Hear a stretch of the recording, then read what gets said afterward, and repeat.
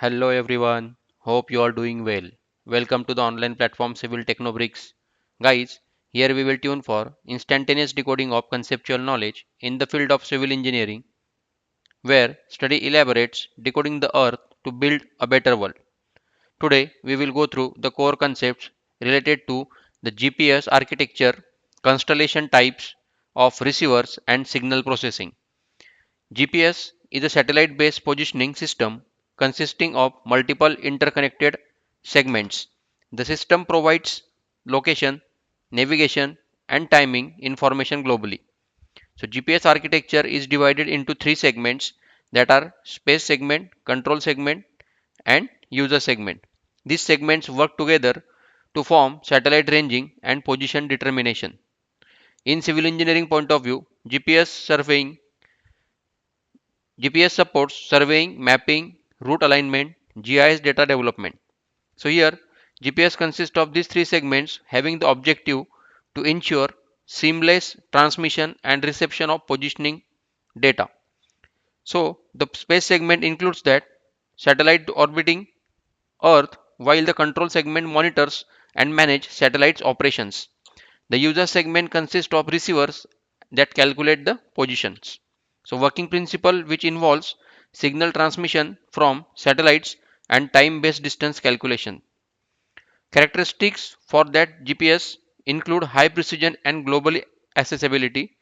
With reference to civil engineering point of view, these components enable accurate site measurements and project execution.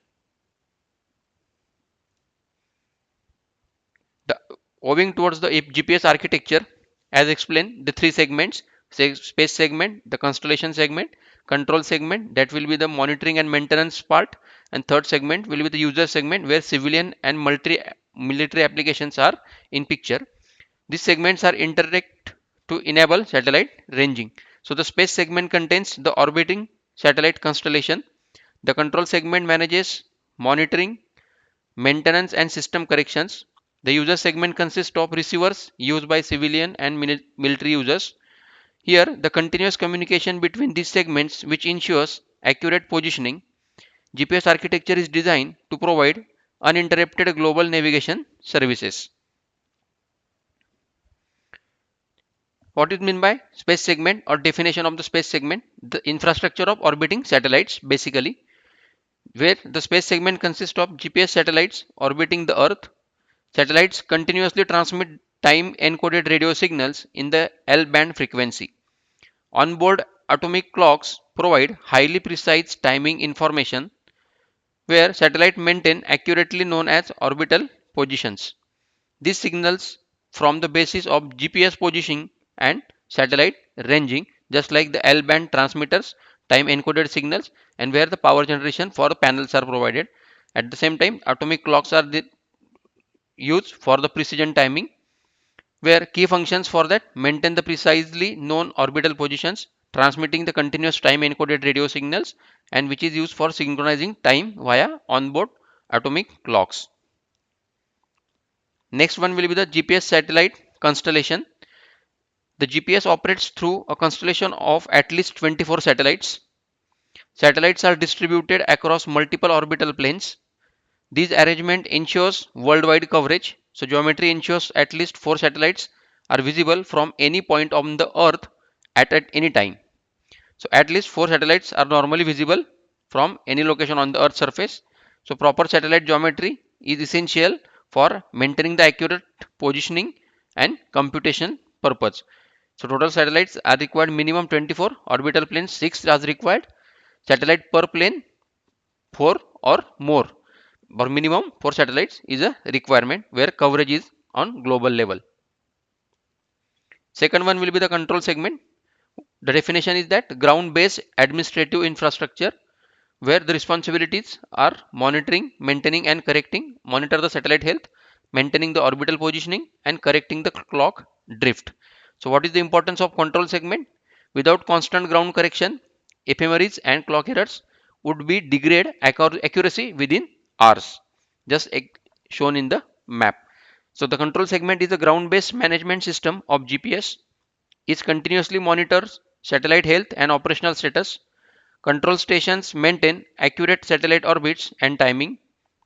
Clock drift and orbital errors are corrected regularly by the control segment. Without the control segment, GPS accuracy would rapidly deteriorate or will rapidly goes in decreasing order. What will be the master control station? So tracking data from monitor station to the master control station as an input, and what will be the output? Upload to ground antennas. Means the computational hub that corrects error and generates the data for users perspective, which is the main function of master control station, where orbit calculation on the basis of ephemeris, time synchronization on the basis of clock bias, and navigation message generation are actual working methodologies. So master control station is the computational center of GPS operations. Basically, it receives tracking information from monitoring stations as a input data. Satellite orbit calculations based on the ephemeris are performed here on the basis of some methods.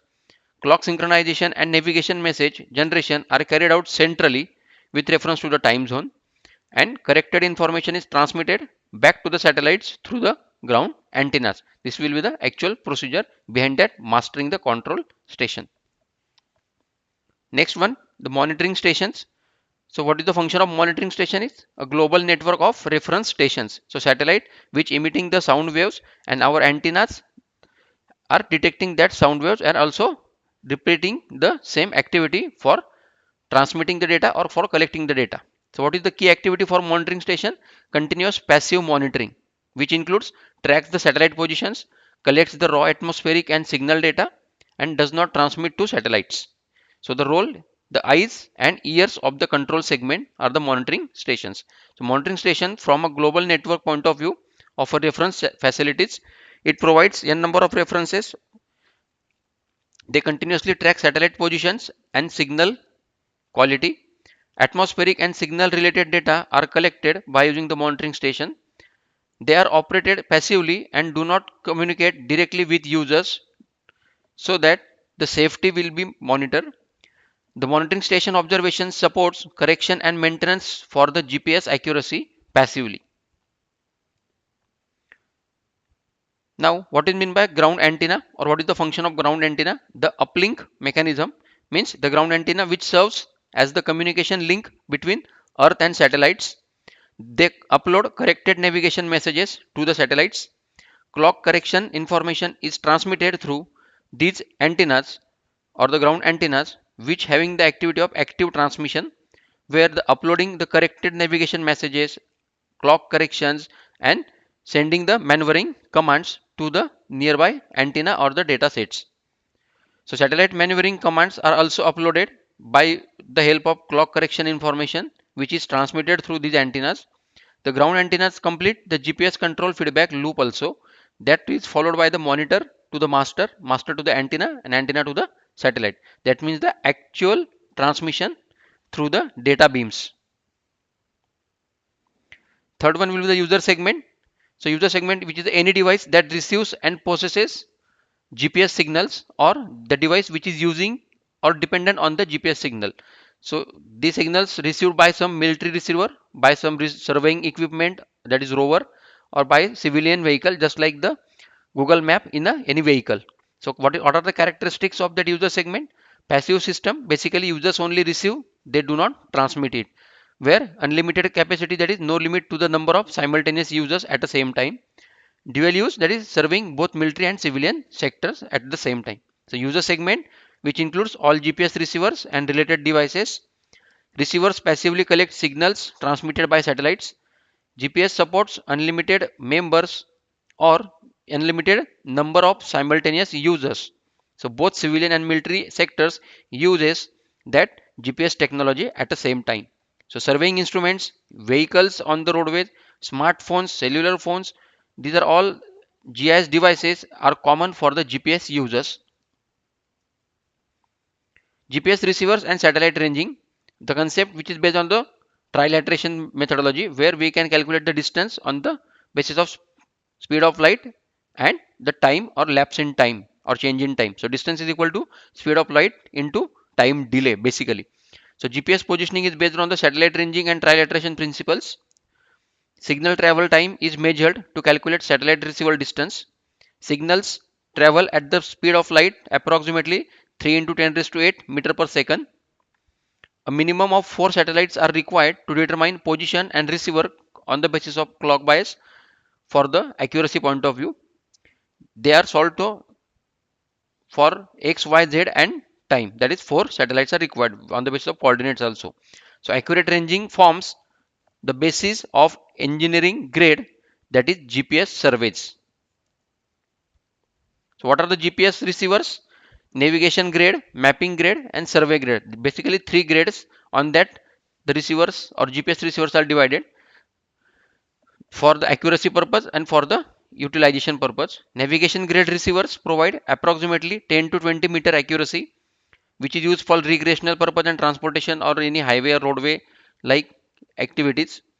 Mapping grade receivers which achieve sub-meter accuracy for GIS applications like 1 to 5 meters, which are used for GIS data updates or for asset management. Third one will be the survey grade receivers which provide centimeter level precision, where will be used for the geodetic control or the engineering, planning and surveying methodologies.